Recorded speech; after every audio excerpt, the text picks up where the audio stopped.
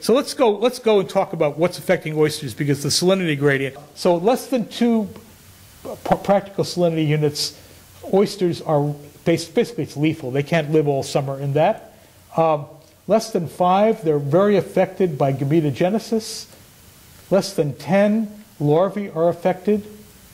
Greater than 20, I've already talked about this, but I didn't give you the number. Predators and also bioeroders like boring sponges and other things become common. Greater than 25, that's when you get disease. So what you wind up with is disease pressure, various problems that make them grow slower but survive disease. They don't do badly with regard to disease at low salinity, and therefore that leaves you with this optimal intermediate salinity, which oysters do well. Oysters do badly at really low salinity, but it's a refuge from disease. They do badly at high salinity because of predators and disease. So that's why oysters are, there's a pincer movement. You have to worry about what's happening in the low end and the high end to be able to restore oysters properly. So now I'm just going to go get rid of this piece of junk and talk a little bit about some work that we've done, just for a couple of minutes, about oysters around this region. And I've been working with a number of people, graduate students, and particularly a partner, Michael Dole, who is a genuine, real oysterman working in Montauk and grows what he and his partner call Montauk pearls. Commercial over, they're delicious. We've been looking at settlement of oysters and counting oysters and measuring oyster growth and trying to teach congressmen and making them hold oysters. They don't like to hold them too long, I learned, but they will hold them. So I'm going to go past that and show you an experiment we did on growth in the whole region. And here was something that was a shock to us. Not a single oyster in Jamaica Bay. Where do oysters grow the fastest in this region? Jamaica Bay. They grow like a shot. They grow incredibly fast. The water quality is wonderful for them. The phytoplankton, which we thought would be completely garbage and too bad, would be garbage like a lot of the phytoplankton out here. Cells that are way too small for oysters to eat. Oysters can't eat cells much less than 3 microns in size. No problem. It's mostly better than 5 microns in size in Jamaica Bay. They grow really rapidly. So there is the paradox. We have oysters in all of these places where there are no oysters, and they all grow well. Okay, there are places where there are oysters, like Shelter Island, that area, where they're growing well, but nothing is as well as Jamaica Bay. It's kind of interesting.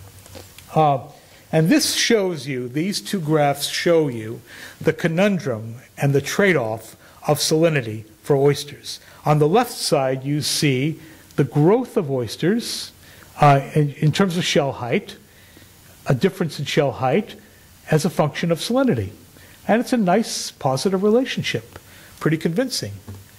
But if you look at the disease infection, it's also a nice positive relationship over the same range of salinity. So that means they may be growing faster in open marine waters, and you may be able to harvest them faster, but you have a problem. Your problem is that they are going to be infected by disease. Some of them, these populations can evolve resistance to some diseases, but often they just succumb, and you could lose 50% of the population, 100% of the population in just a couple of months. They all spawn out in all these regions where we've put oysters in cages. So that's a good sign. We also find that we get settlement in some places, some surprising places. This is settlement that we've measured in Haverstraw Bay, which is, many of you have driven over the Tappan Zee Bridge. The Tappan Zee Bridge bisects this very broad bay, which is called Tappan Zee in the south and Haverstraw Bay in the north. Very beautiful, broad area. Very good for oysters if the salinity was right, but the salinity is pretty low there. But there's an oyster population there. How many oysters settle in Jamaica Bay? We've now done this 2 summers, and that is the number of oysters we have counted. First looking at 6 localities, then looking at 3 localities. 0. Now you might say we are really bad at this. Maybe we used the wrong method, but we used the same method and got settlement in Haverstraw Bay. And secondly, we got all sorts of other things settling on these cages. Barnacles, polychaetes, you name it. no oysters. I think there's no oyster larvae in the water. We can't find any adult oysters, so it's not a big surprise, but it's kind of sad, and it tells you that there's a real problem eventually about restoring Jamaica Bay. Here's a problem that has to do, I'm going to take 5 more minutes, I swear, and then I'll be done. Here's a problem that comes up with climate change. And that is that over time, there's a prediction for more rain in this region. And the Tappan Zee Haverstraw Bay area is perfect for oyster restoration, but the salinity is right on that edge. And that's what this is supposed to show. This is a model that's been done mostly by Dave Ralston, trying to show you what the salinity is going to be. And there's obviously a lot of variation. That's what I just want to show with this panel, that the variation is very unstable. It's basically all related to the movement of water through the Hudson. If you look at the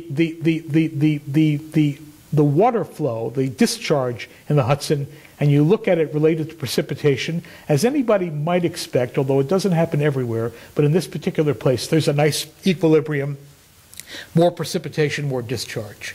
Doesn't have to happen, and does, by the way, is not true in August when there's more net evaporation sometimes than there is precipitation. This shows you the same thing here, the salinity versus the discharge, and these two lines describe the variation. And the reason why this red line here is that when you're below this red line, oysters are in trouble. And this is what it's going to be like. That diamond tells you what it's going to be like from a number of models in the future. The problem with this is that there's a lot of uncertainty about these models, where and when the time of year the precipitation is going to increase is very controversial. But at least it tells you something that's dangerous, and that is that a zone that is a refuge from disease is possibly in great danger even in the next 25 or 50 years. And 2 years ago we had rain like crazy. Remember 2009, July? 9 inches of rain in the month of July around. It was horrible, right? And all the oysters we had died in all of Haverstraw Bay and Tappan Zee. Bad salinity time. I'm going to go past that. And here we have, my wife, who knows PowerPoint better than me, managed to copy the whole slide so it all shows up in one place. And this just shows you, again, the reprise of this optimum level. Here, you're going to survive the disease in low salinity. Out here, the place where climate change may move some important areas that are very, very good oyster restoration opportunities is going to create a problem. Out here, you have the problem that oysters grow well, very fast, but we have predators, and we have also this very high risk of disease. So you see the problem. We have this pincer movement. We have precipitation coming from the low end, and we have predators and disease coming from the high end. It doesn't look so good for oysters. There are a lot of reasons why you might spend $50 million, put oysters in, and they're all going to die. That's very worrisome. Doesn't mean you shouldn't do it. It just means that there's a risk, and one should realize that.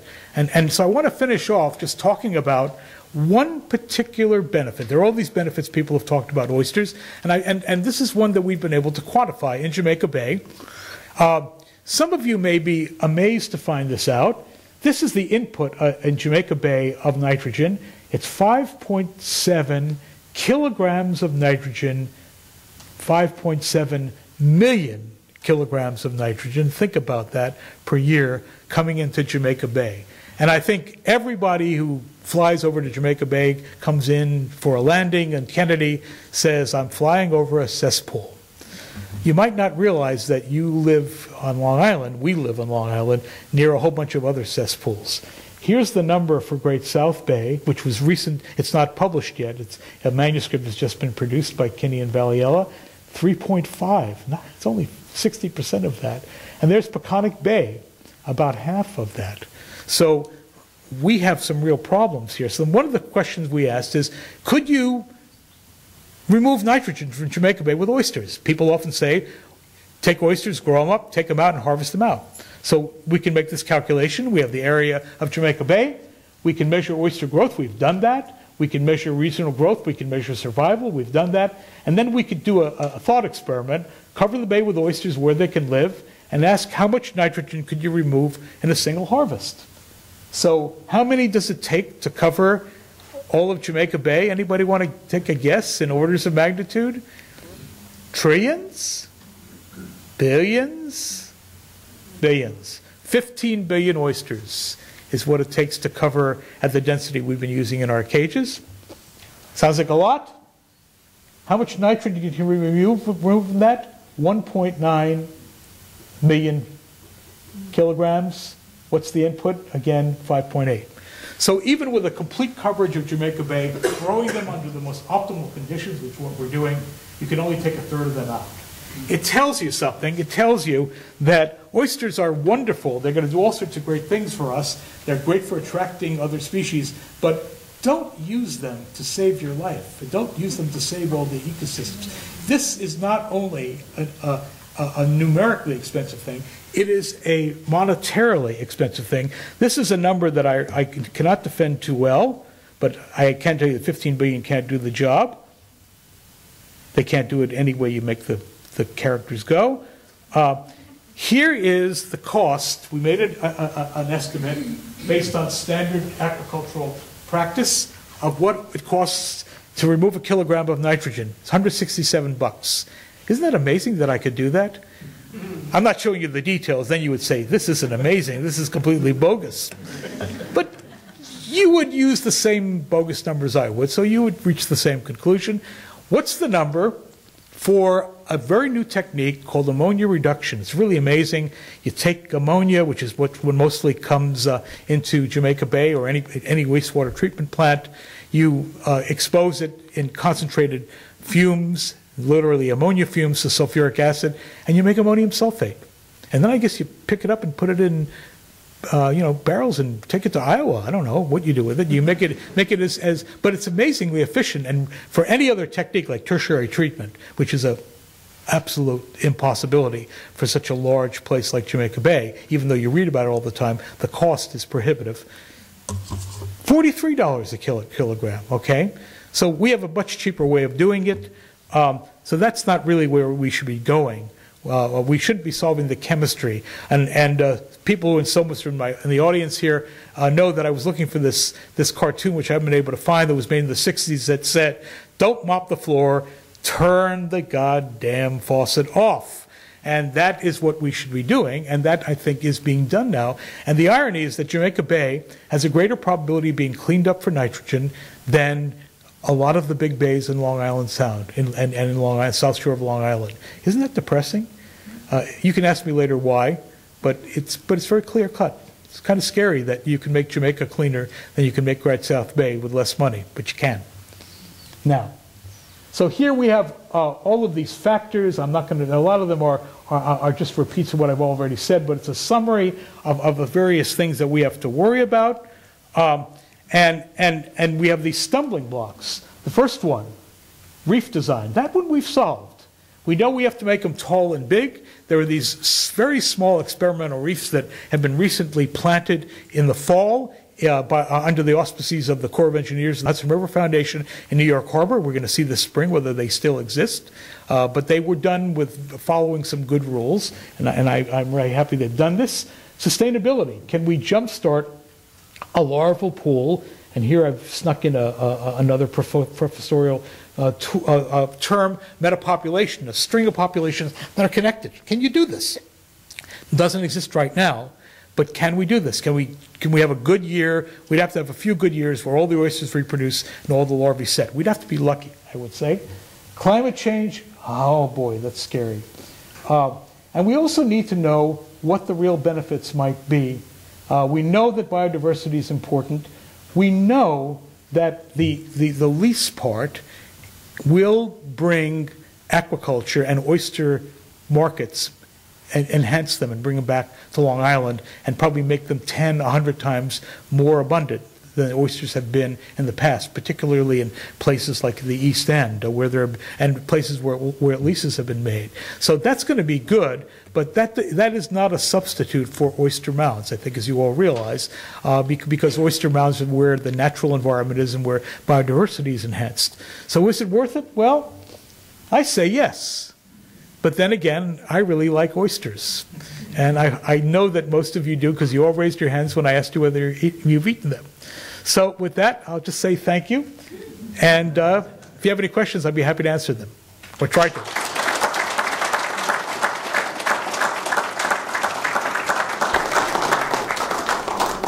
Yes? I think Kurlansky said that it was your coverall oysters that were taken out to Blue Point scattered. Yes. Are they the same? Is it all Virginica? He's probably wrong about that. There's an account that was published by the problem is I'd have to get you the document, but there's a local woman whose family has lived way back to around 1800 in the Blue Point area, and I think it was her grandfather or great grandfather who brought it a boat. Now mind you, this is a direct claim. She says he brought it from Chesapeake Bay, and it was a dredge boat just filled with Chesapeake oysters, dumped them right at Blue Point, and that's what started the oysters. So that is one of the several issues, I would say in the whole grand scheme of things pretty minor, where I think Kurlansky may come up short. He also says, for example, that there were native oysters in Jamaica Bay hundreds of years ago, but that's wrong too, because there were middens, but the middens didn't have oysters in them. And actually, there probably weren't major reefs in Jamaica Bay, but lots of seed were brought into Jamaica Bay. Some of you, as old as me, may remember a restaurant that was in Sheepshead Bay. I heard it. Lundy's. Lundy's, right? So anybody know how many seats Lundy's had at its peak, the 20s and 30s? 3,000 seats. Isn't that amazing? Can you imagine? A lot of it outdoors. And they had their own leases in Jamaica Bay. So they exploited their own oysters in Jamaica Bay and fed them to the masses of Brooklynites. Yeah? Didn't Lundy's have leases in the Great South Bay or in Amityville and Babylon also? Possibly, I don't know. I know they have leases in Jamaica Bay because some locals. And by the way, one thing I have to say is that Mike Dole and I are very grateful to a lot of the local people in Jamaica Bay. And a lot I know about Jamaica, they come from a bunch of firemen who are really smart people, particularly there's a couple of people, Daniel Mundy Jr. and Sr., one a retired fireman, the other one an active fireman, who've just been fantastic. And they took me out and showed me where their leases are. But I don't know that, for all I know, they had leases all over the place because they served a lot of seafood. So maybe that wasn't enough. But I'm going to follow that up. Thanks for mentioning it. Yep. You mentioned Australia had a huge amount of oyster beds, and now they're all gone. So, you know why? They were exploited. They were exploited right away. I mean, Australia became colonized, as you know, pretty recently in the grand scheme of things, in the middle of the 19th century. But almost immediately, these oysters were dug out and eaten. So. But they cultivate the Sacostria, the Sydney rock oyster, and they also cultivate Chrysostria gigas, which is an oyster that is cultivated all over the Pacific. Yeah? Haverstraw Bay, does it have a bottom like sediment that's okay for oysters? Absolutely. And not only is it good, in the early 50s, some of you may know the company Flower & Son, one of the really great oyster companies of the Long Island area, in Oyster Bay appropriately, and they were having oysters dying and they didn't know why. They had hatcheries and everything. They have a very advanced system. And they decided to try to grow them somewhere else. So in the early 50s, about 53, 54, they brought a 100-foot boat, and they brought seed into Haverstraw Bay because the bottom is actually excellent. And a student at SoMAS did a habitat evaluation of the Hudson River and found that area, southern Haverstraw Bay and Tappan Zee, is the best area completely, and it's also probably retentive, that is, the water doesn't leave in certain areas. Probably would be a great place for restoration if the salinity doesn't get too low. But in the 50s, it turns out they were lucky, that is the Flower & Son Company, because the rainfall was actually rather low those few years. But you don't find that condition below Tappan Zee? The oysters, Below Tappan Zee, the problem is when you get around Irvington or so, then the Hudson River is a straight shot. So there, in fact, there are oysters like along the shore in a couple of places further south. You see them, so they can live there. It's just a straight shore, and it goes deep really quick. So it's not nearly as good as the broad, relatively shallow Tappan Zee. Yes. Can you describe some more ecology around the epizootic issues, like the humans impact their disease, or just strictly like what are some of the inputs and relationships around the disease at the salinity level? So I could just get you started with those ideas to start talking. Well, to be very quick about it, there's two different diseases, and I mentioned that one of them seems to have come through Chrysosteria gigas. It seems to have come from the Western Pacific, but the organism is an amoeboid-like organism. One of the very embarrassing things about this organism to scientists is that it certainly has another life history stage out in the free world outside of oysters, and nobody's found it. So nobody even knows whether, for example, warming water would make that stage much more viable than it already has been. So there's a real problem. But nevertheless, that disease, which is the code is called MSX, was a major source of mortality in Delaware Bay. It was worked on by a very famous shellfish biologist, Hal Haskin, in the 1950s, and he showed an enormous mortality. He also showed that they evolved resistance to some degree to the disease. So that's one of them. The other one, which is its common name is dermo. It's a little different in that it's also an amoeboid-like thing, but it completes its life cycle within the oyster. That one is spreading. It was first discovered in the Gulf of Mexico, and its biology was reasonably well described, and it's been clearly moving northward. It's always been around probably at low levels, but it's clearly moving northward, and it's being accelerated by warming water toward the north. Are humans accelerating these diseases? I don't think people know. There's a place we've been working, Pier 40, which is down fairly below Canal Street on the Hudson River. And we had almost all our oysters go from MSX. And I gave a talk somewhere in Lower Manhattan about it, and I got like 10 different reasons why this was the most awful place in the world and how people had caused this, but nobody had a really good explanation. There really, as far as I know, no human connection, other than the issue of transporting things. For example, what if you got some oysters in Delaware Bay, put them in the back of your truck, and said, "I'm going to grow these oysters right on Long Island, right by my shore where I live," and you bring that disease purposefully to that spot. Well, you breed the oysters purposely, but the disease unknowingly. Well, that could be a human-aided transport. The way humans have affected the movement of, for example, of zebra mussels through a lot of the Midwest, and also a watermill foil on the bottoms of boats, and a bunch of other things like that. So that's a human possibility. Is anyone genetically engineering, oysters of a more diligent or rather you mean resistant? Yeah. Yes. People have bred oysters. In fact, in the Haskin lab, Hal is now gone, but in the Haskin lab, he and one of his colleagues, Susan Ford, who's now retired, bred resistant strains of oysters.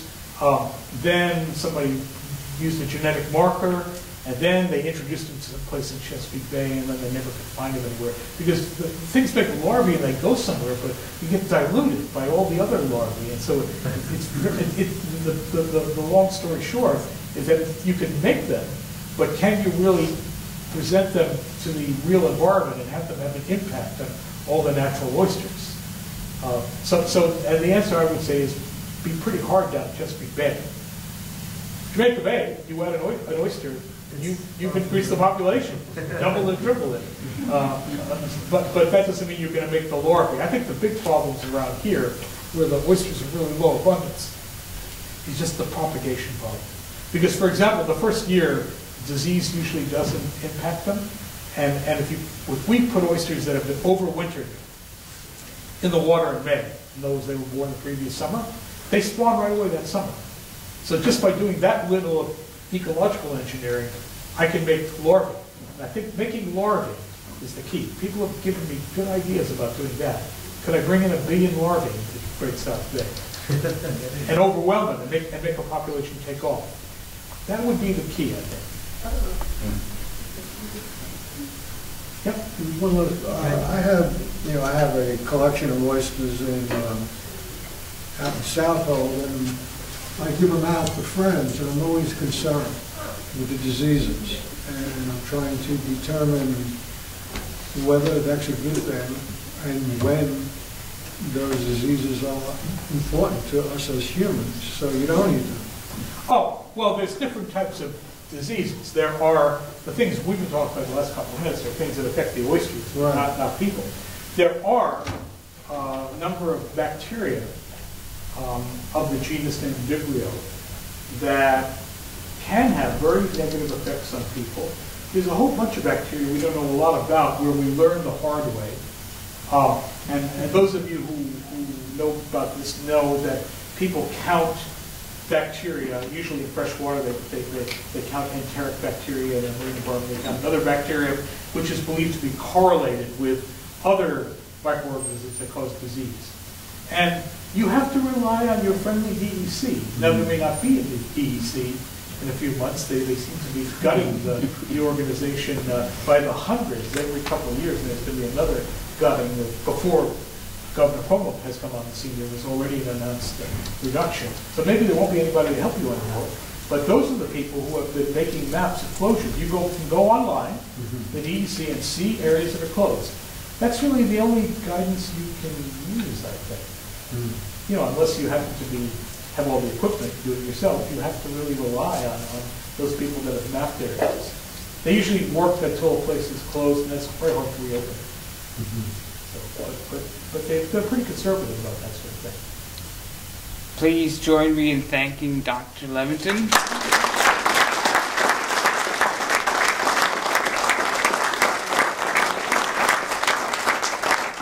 And we'll continue with the reception outside, and I'm sure Dr. Levinton will be happy to answer further questions. And thank you for coming. We'll see you first Friday of April.